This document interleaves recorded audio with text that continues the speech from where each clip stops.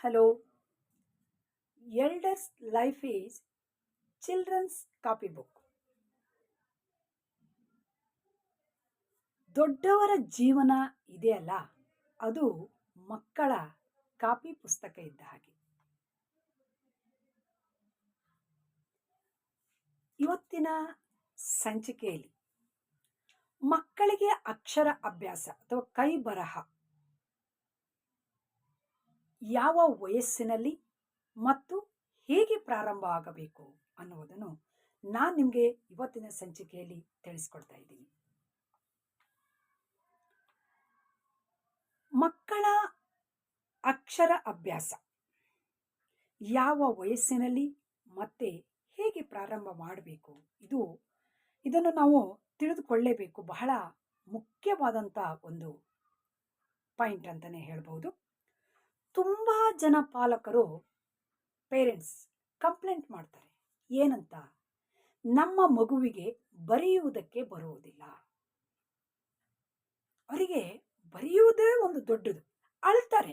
ಇದು ಪ್ರಾಕ್ಟಿಕಲ್. ಇದು ಎಷ್ಟೋ ಜನ ಪೇರೆಂಟ್ಸ್ ಮೀಟಿಂಗಲ್ಲಿ ಬಂದಾಗಿರ್ಬೋದು ಅಥವಾ ಟೀಚರ್ಸ್ ಕಂಡ್ರೆ ಸಾಕು, ಅದೆಲ್ಲ ಸಂದರ್ಭದಲ್ಲಿ ಅಳ್ತಾರೆ. ಬರೀ ಹೇಳುವುದಷ್ಟೇ ಅಲ್ಲ, ಅಳುವುದಕ್ಕೂ ಕೂಡ ಪ್ರಾರಂಭ ಮಾಡಿದ್ದಾರೆ. ಅದೇ ಅಳ್ತಾರಲ್ಲ, ಅಂತಹ ಪೋಷಕರ ಮಕ್ಕಳುಗಳೇ ಮೊಬೈಲಿನ ಉಪಯೋಗದಲ್ಲಿ ತುಂಬ ಬುದ್ಧಿವಂತರಿದ್ದಾರೆ. ಹೇಗೆ? ನಾನು ಅದಕ್ಕೆ ಹೇಳಿದೆ, elders life is children's copy book. ಅವರ ಮಕ್ಕಳೇ ತುಂಬ ಚೆನ್ನಾಗಿ ಮೊಬೈಲ್ಗಳನ್ನು ಬಳಕೆ ಮಾಡ್ತಾರೆ. ಯಾಕೆಂದರೆ ಏನಾಗಿದೆ ಅಂದರೆ, ಇವತ್ತಿನ ಒಂದು ದಿನದಲ್ಲಿ ಮಕ್ಕಳು ಚೆನ್ನಾಗಿ ಮೊಬೈಲನ್ನು ಬಳಕೆ ಮಾಡುವುದನ್ನು ಕಲ್ತಿದ್ದಾರೆ. ಯಾಕೆಂದರೆ 6 ತಿಂಗಳಲ್ಲಿ ಹುಟ್ಟಿರುವಂಥ ಮಗು ಇರ್ಬೋದು ಅಥವಾ 1 ವರ್ಷದಲ್ಲಿ ಹುಟ್ಟಿರುವಂಥ ಮಗು ಇರ್ಬೋದು. ಅಂದರೆ ಈಗಾಗಲೇ ಸ್ಮಾರ್ಟ್ ಫೋನ್ ಯೂಸ್ ಮಾಡುವುದನ್ನು ತುಂಬ ಚೆನ್ನಾಗಿ ಕಲ್ತಿರುತ್ತದೆ.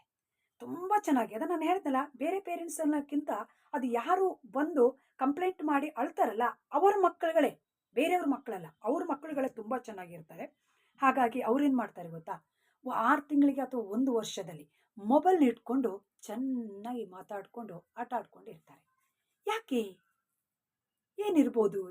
ಇದು ಅಂದರೆ, ಕೆಲವು ತಂದೆ ತಾಯಿಗಳು ಏನಂದರೆ ಶಾಂತವಾಗಿ ತಮ್ಮ ಮಕ್ಕಳನ್ನು ಇಡುವುದಕ್ಕಾಗಿ. ಯಾಕಂದರೆ ಅವರಿಗೇನೋ ಬೇರೆ ಕೆಲಸ ಇರುತ್ತದೆಯಲ್ಲ, ಹಾಗಾಗಿ ಇವ್ರು ಸುಮ್ಮನೆ ಕಿಟಿ ಮಾಡ್ತಾ ಇರ್ತಾರಲ್ಲ, ಹಾಗಾಗಿ ಅವರನ್ನು ನಾವು ಸೈಲೆಂಟಾಗಿ ಇಡಬೇಕಲ್ಲ. ಹಾಗಾಗಿ ಅವರಿಗೆ ಮೊಬೈಲನ್ನು ಕೊಟ್ಟುಬಿಡೋದು.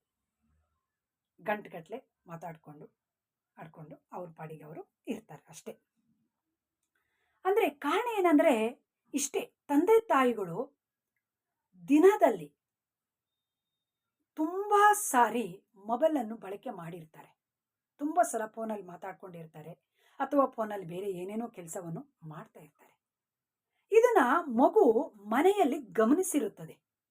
ಹಾಗಾಗಿ ತನ್ನ ಕೈಗೆ ಮೊಬೈಲ್ ಸಿಕ್ಕಾಗ ಇದೊಂದು ಅವಕಾಶ ಅಂತ ಅಂದ್ಕೊಂಡು ಅದು ಕೂಡ ಆ ಮೊಬೈಲಿನ ಬಳಕೆಯನ್ನು ಮಾಡಿಬಿಡುತ್ತದೆ ಅಷ್ಟೇ, ಮತ್ತೇನು ಅಲ್ಲ. ಅದಕ್ಕೆ ನಾನು ಮೊದಲಿನ ಪಾಯಿಂಟ್ ಹೇಳಿರುವುದು, ಮೊಬೈಲ್ ಅನ್ನುವುದು ಒಂದು ಮಾಯಾ ಪೆಟ್ಟಿಗೆಯಂತೆ. ಅದು ಒಂದು ಮಾಯಾ ಪೆಟ್ಟಿಗೆ ಇದ್ದಂತೆ.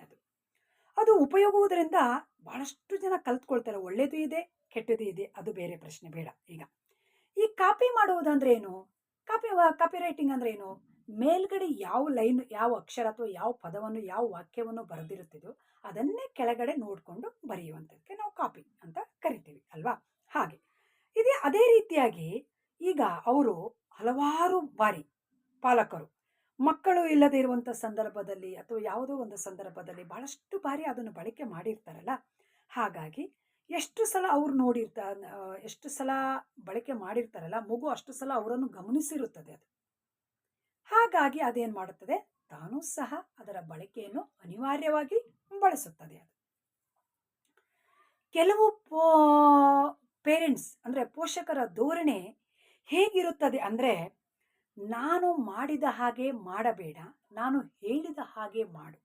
ನಾನು ಮಾಡಿದ ಹಾಗೆ ಮಾಡಬೇಡ, ನಾನು ಹೇಳಿದ ಹಾಗೆ ಮಾಡು. ಇದೊಂದು ಮಂತ್ರ. ಕೆಲವು ಪೇರೆಂಟ್ಸ್ ಮಂತ್ರ ಮಾಡ್ಕೊಬಿಟ್ಟಿದ್ದಾರೆ. ಇದನ್ನು ಎಷ್ಟು ಚೆನ್ನಾಗಿ ಅಂದರೆ ಆ ರೀತಿಯಾದಂಥ ಒಂದು ಮಂತ್ರವನ್ನು ಮಾಡಿಕೊಂಡಿದ್ದಾರೆ. ಆ ಆದರೆ ಮಕ್ಕಳು ಹಾಗೆ ಮಾಡಲ್ಲ. ದೊಡ್ಡವರನ್ನು ನೋಡಿ ಅನುಸರಿಸುವುದವರು. ಯಾಕಂದ್ರೆ ಮಕ್ಕಳು ಸಾಮಾನ್ಯವಾಗಿ ಹಾಗೆ ಮಾಡುವುದಿಲ್ಲ. ಇದೆಲ್ಲ ಪ್ರಾಕ್ಟಿಕಲ್ ಆಗಿರುತ್ತದೆ. ಇದೆಲ್ಲ ನಾವು ನೋಡಿರುವಂಥದ್ದು. ಮಕ್ಕಳು ಚೆನ್ನಾಗಿ ಬರೆಯೋದನ್ನು ಕಲಿಯಬೇಕಂದ್ರೆ ಸಾಮಾನ್ಯವಾಗಿ ದೊಡ್ಡವರಿಗೆ ಏನು ಬರೆಯುವಂಥದ್ದು ಅಂತ ಏನು ಇರುವುದಿಲ್ಲ. ಬರೀಲಿಕ್ಕೆ ಏನು ಇರುವುದಿಲ್ಲ. ಆದರೂ ಸಹ ಕೆಲವು ಸಂದರ್ಭದಲ್ಲಿ ಮಕ್ಕಳ ಮುಂದೆ ಕೆಲವೊಂದು ಸಲ ನಾನು ನಟನೆ ಮಾಡಬೇಕಾಗುತ್ತದೆ. ಪೇಪರ್ ಇಟ್ಕೊಂಡು, ಪೆನ್ ಇಟ್ಕೊಂಡು, ಪೆನ್ಸಿಲ್ ಇಟ್ಕೊಂಡು ಏನೋ ಬರೆಯುವ ಹಾಗೆ ಮಾಡಬೇಕಾಗುತ್ತದೆ. ಯಾಕಂದರೆ ಮಕ್ಕಳಿಗೆ ನೇರವಾಗಿ ನೀನು ಬರಿ, ಪೆನ್ ಹಿಡ್ಕೊ, ಪೆನ್ಸಿಲ್ ತಗೋ ಅಂದರೆ ಮಗು ಬರೆಯೋದಿಲ್ಲ. ಯಾಕಂದರೆ ದೊಡ್ಡವರನ್ನು ಅನುಸರಿಸುತ್ತದೆ ಅಲ್ಲ. ಹಾಗಾಗಿ ನಾವೇನು ಮಾಡಬೇಕಂದ್ರೆ ಕೆಲವು ಸಂದರ್ಭದಲ್ಲಿ ದೊಡ್ಡವರಿಗೆ ಬರೆಯೋಕ್ಕೆ ಏನು ಕೆಲಸ ಇರೋದಿಲ್ಲ. ಆದರೂ ಕೂಡ ಆ ನಟನೆಯನ್ನು ನಾವು ಮಾಡಬೇಕಾಗುತ್ತದೆ. ಪೇಪರ್ಗಳನ್ನು ಇಟ್ಕೊಂಡು, ಪೆನ್ ಇಟ್ಕೊಂಡು ಅದು ಮಾಡಬೇಕಾಗುತ್ತದೆ. ನೀವು ಇದು ಪ್ರಾಕ್ಟಿಕಲ್ ಆಗಿ ಒಂದ್ಸಲ ನೀವು ಇದನ್ನು ಮಾಡಿ, ಇದು ಮಾಡಲೇಬೇಕಾಗುತ್ತದೆ. ನೀವು ಸಾಮಾನ್ಯವಾದಂಥ ಪೆನ್ನು ಅಥವಾ ತುಂಬ ತುಂಬ ಸ್ಟ್ಯಾಂಡರ್ಡು ಪೇಪರ್ಗಳೇ ಬೇಕಂತ ಇಲ್ಲ. ಸಾಮಾನ್ಯ ಒಂದು ಪೇಪರ್ಗಳನ್ನು ನೀವು ಇಟ್ಕೊಂಡು ಬರೆದುಬಿಟ್ಟು ಅದನ್ನು ಮುಂದೆ ಬರೆದಂಗೆ ಮಾಡಿ ಸ್ವಲ್ಪ ಸಮಯ ನಂತರ ಎದ್ದು ಹೋಗಿ ಒಂದು ಕೋಣೆಯಲ್ಲಿ ಸೇರಿಕೊಡಿ. ಕೋಣೆಯಲ್ಲಿ ಸೇರಿದಾಗ ಸ್ವಲ್ಪ ಹೊತ್ತಿನ ನಂತರ ಅದನ್ನು ಇಣುಕಿ ನೋಡಿ ಮಗು ಏನು ಮಾಡುತ್ತದೆ ಅಂತ. ಆದರೆ ಮಗು ಏನು ಮಾಡುತ್ತದೆ ಗೊತ್ತಾ? ಮೊದಲನೇ ಭಾರದಲ್ಲಿ ನಿಮ್ಮನ್ನು ಗಮನಿಸಿತ್ತಲ್ಲ, ಅದು ನೀವೇನು ಮಾಡ್ತೀರ ಅಂತ ನೋಡ್ಕೊಂಡಿತ್ತಲ್ಲ. ಹಾಗಾಗಿ ನೀವೆಲ್ಲ ಹೋದ್ರಿ ಅಂತ ತಿಳ್ಕೊಂಡು, ಯಾರು ಇಲ್ಲ ಅಂತ ಅದು ತಿಳ್ಕೊಂಡು ಏನು ಮಾಡುತ್ತದೆ, ಅಂದರೆ ಮಕ್ಕಳಿಗೆ ಸಿಗುವ ಹಾಗೆ ಇಟ್ಟು ಹೋಗಬೇಕು ನೀವು. ಆ ಪೆನ್ನು, ಪೆನ್ಸಿಲ್ಲು ಅಥವಾ ಆ ಪೇಪರ್ಗಳು ಮಗುಗೆ ಸಿಗುವ ಹಾಗೆ ಇಟ್ಟು ಹೋಗಬೇಕು. ನೀವು ಬೇರೆ ಕಡೆ ಎತ್ತಿಟ್ಟು ಹೋಗ್ಬಿಟ್ರೆ ಮಗು ಏನು ಮಾಡಲಿಕ್ಕಾಗೋದಿಲ್ಲ. ಹಾಗಾಗಿ ಅದು ಪ್ರಾಕ್ಟಿಕಲ್ ಆಗಿ ನೀವು ಮಾಡಿ ನೋಡಿ. ಆ ಪೆನ್ನು, ಪೆನ್ಸಿಲ್ಗಳನ್ನೆಲ್ಲ ಅಲ್ಲೇ ಇಟ್ಬಿಟ್ಟು ಹೋಗಿ. ಅದೇನು ಮಾಡ್ತೈತೆ ಗೊತ್ತಾ? ಯಾರು ಇಲ್ಲದ ಅಂತ ಗೊತ್ತಾದ ಮೇಲೆ ಅದಕ್ಕೆ ಆ ಪೆನ್ನು, ಪೆನ್ಸಿಲನ್ನು ತೆಗೆದುಕೊಂಡು ತನ್ನ ಪಾಡಿಗೆ ತಾನೇ ಅದನ್ನು